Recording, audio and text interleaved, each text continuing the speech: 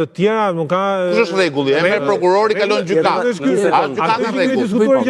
gjykata Po ta thani dhe pastaj po. Ta thani po. Jo i pyetje. E para njëherë me që po them, e para duhen parë gjërat kontekst. E para njëherë në Amerikë sistemi amerikan është me prokuror të zgjedhur. Dakord jam unë mora alarmin që Rama e ka cituar, nuk është. Ai s'ka lidhje me sistemin, ai fol për parimet. Ai s'ka lidhje me sistemin. Po edhe parimet e të drejtës në Amerikë janë të ndryshme. Parimet e të drejtës nuk ndryshojnë. Edhe parimet e drejtës politike thonë që kur ke një personën e tij shkarkon. Po që puna parimet. Në mënyrën si është organizuar në Shqipëri, ndarja e pushteteteve legjislativ, ekzekutiv, gjyqësor, 2/3 i ka kryeministri në Shqipëri. Është njeriu më i fuqishëm. Po. Se ka dhe ekzekutivin, ka dhe legjislativin. Po doj kryeministri nesër ndryshon ligjin dhe deli pafajshëm. Mbledh majorancën, votat i ka, ndryshon kodin penal dhe miru pafshim. 75. Pra, po që puna për fuqi në Shqipëri më i fortë është për fat keq kryeministri, se kështu e kemi bërë. Pastaj gjërat që ve kontekst. Prokurori ka një filtr që është gjykata. Gjykata mund mos ta pranojë prokurorin. S'ka çfarë bëj. Nëse gjykata vendos. Në rregull. Po, dhe e dyta fjali e fundit. Një prokuror mund të bëjë njerëz nga krimi. Tani kemi për të bërë me Spakun. Po. Spaku nuk është ngritur për të kapur njerëzit e thjeshtë.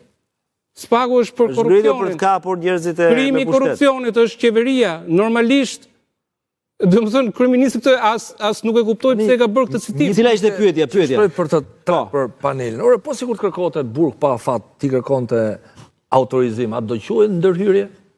Ti kërkoj arrestim, a quhet ndërhyrje në ekzekutiv?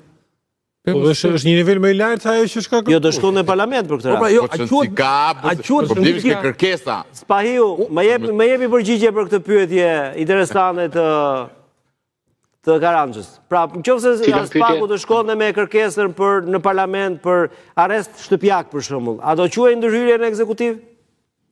Jo, nuk do quhej ndërhyrje në ekzekutiv. Pse? Sepse nëse do kërkonte autorizim në kuvend. Parlament, po. Po, kjo është një praktike e kaluar tashmë.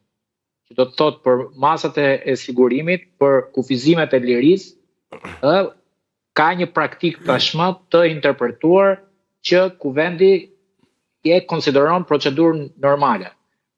Çështja është tek masat ndaluese. Nëse masa ndaluese e detyrimit për e pezullimit nga detyra konsiderohet kufizim apo jo.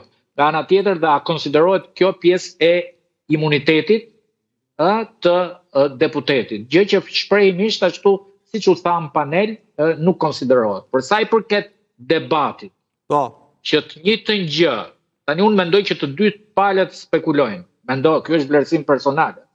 Që a mundet Spaku nesër të pezulloj kryeministri. Këndvështrimi konstitucional e bën diferencën mes ministrit dhe kryeministrit. Ku e bën diferencën? Se kodi zgjedhor i lë njësoj. Po dëgjoj për atë deri në fund. Kodi procedurës penale në mënyrë eksplicite thotë personat e zgjedhur nuk mund të pezullohen nga detyra. Ndryshe nga ministrat, të cilët akt formal kanë emrimin, propozohen nga kryeministri, emërohen me dekret presidentit. Kurse kryeministri është edhe i emëruar, është dhe i zgjedhur, sepse vot besohet në parlament. Kodi procedurës penale nuk thot që gëzojnë këtë imunitet apo ndalohet pezullimi nga detyra për të zgjedhurit nga populli.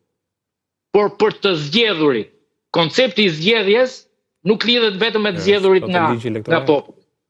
Tani, unë po flas se çfarë thot kushtetuta. Dhe koncepti i zgjedhjes së presidentit në Shqipëri, i kryeministrit në Shqipëri, kryeministri konsiderohet edhe i emëruar edhe i zgjedhur.